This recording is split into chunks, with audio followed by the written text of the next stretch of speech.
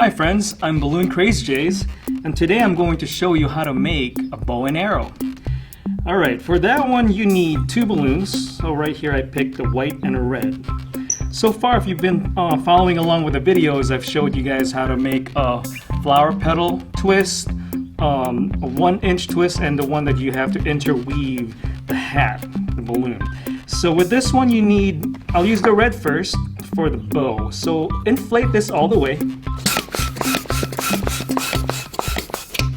Alright, and so that's good, and release the air, stretch it, and to tie the balloon again.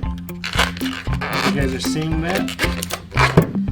Alright, so now you want to make the balloon, turn it into, and put it in half. You want to make two halves of that long balloon, pull it all the way right there, and twist the middle part. And right now I'm going to show you how to make a pinch twist. It's another move that balloon twisters do almost every single time. So here you need to make two, but I'm going to show you how to make it one at a time. So you want to make a 1-inch bubble, and it's called a pinch twist because you have to pinch it and twist it. Alright, you want to hold it right there. You could pull it up first a little bit and then pinch and twist. Don't be afraid of that if it doesn't happen right away. And you'll want to twist it at least 3 or 4 times so it locks. Alright, so we did a pinch twist on that balloon. And you want to do a pinch twist on the other balloon. Here's your 1-inch bubble. Spin it around, pull that a little bit, and you pinch, twist. You would have 2 pinch twist bubble right there. And now you're going to twist these 2 balloons together to create your bow.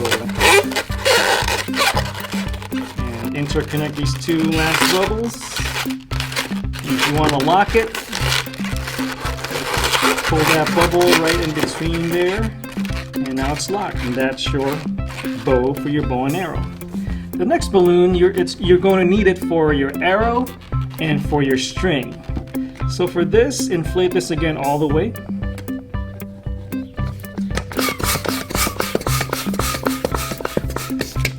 Alright. All the way. Let some air out. And here, you have to decide how long you want your arrow to be. So I'm thinking right here is good.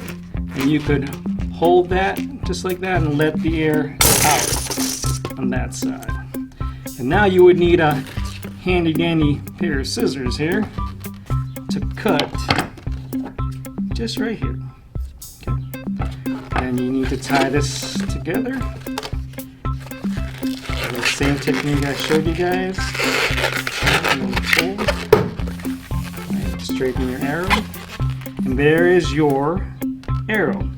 So the leftover balloon, you want to use that for your string. So you can decide, you can start here or here, but I'm going to choose this side, and you just need to wrap this end around it. Just wrap it around. You don't really need to tie it. And then just pull tight, okay? And here's an important part for the balloon, for this bow and arrow.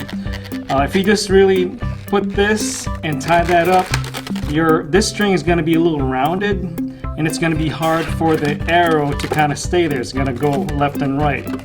The technique I found that to make that easier is once you wrap that around from there, you pinch right here, and when you're pulling it, just let your thumb and your fingers slide all the way to that balloon, and look how it's going to be thin.